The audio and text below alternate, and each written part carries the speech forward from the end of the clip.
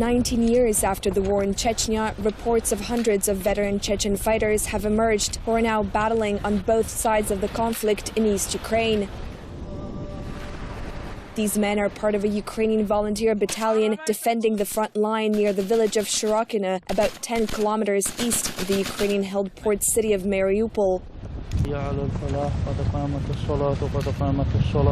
The men form a Chechen battalion named after Shah Mansour, a ruler of ancient Iran.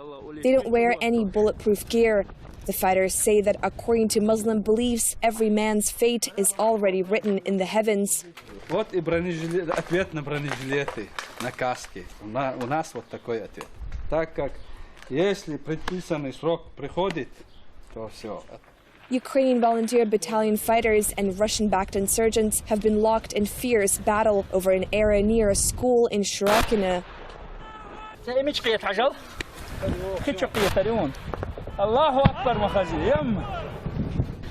Our correspondent, embedded with the Chechen fighters, said everything that they own and what they drive was purchased with their own money.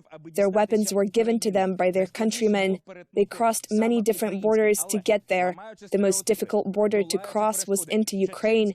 But they've been breaking stereotypes as well as borders to fight for Ukraine because they see our war as a continuation of theirs.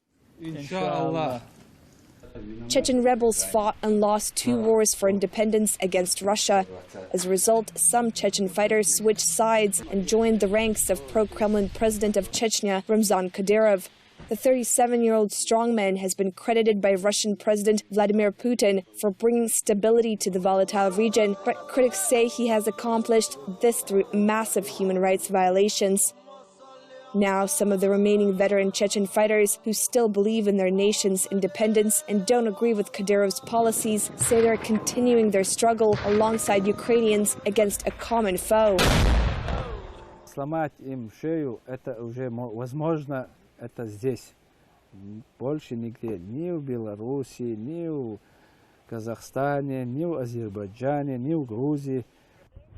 They're driven by a strong belief that if Russian fighters are defeated in Ukraine, Chechnya will escape from the Kremlin sphere of influence as well.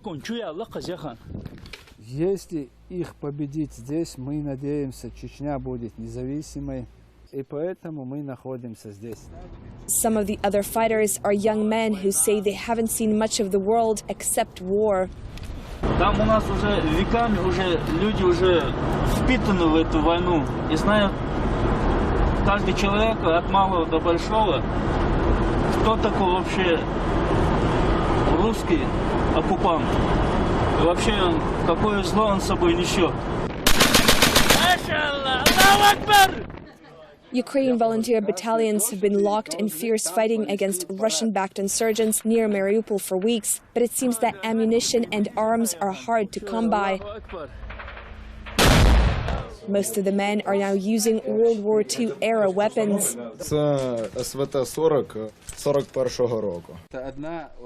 This is why the Chechen fighters are teaching Ukrainian troops how to make weapons. Гранаты чеченского произведения. Они легкие и компактные, и мощнее, чем F1, там, РГД и другие. Он делается из ВОК-17, из АГСного снаряда. Там отпиливаешь лишние, там, взрывоопасные вещи убираешь, и туда скручиваешь тот же самый запал, что и от РГД и ФД. The Chechen fighters' commander also says that many more fighters from the Caucasus region want to come to Ukraine to fight for what they say is their common freedom. He says Moscow is using the same methods in Ukraine as it did more than a decade ago in Chechnya.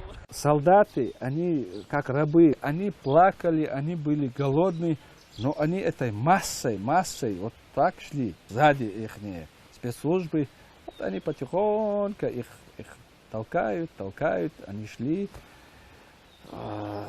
И здесь то же самое.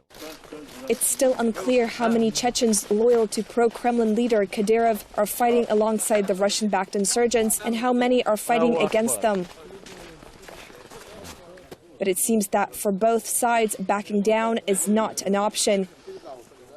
Kadyrov once said, if a Chechen takes up arms, he doesn't surrender.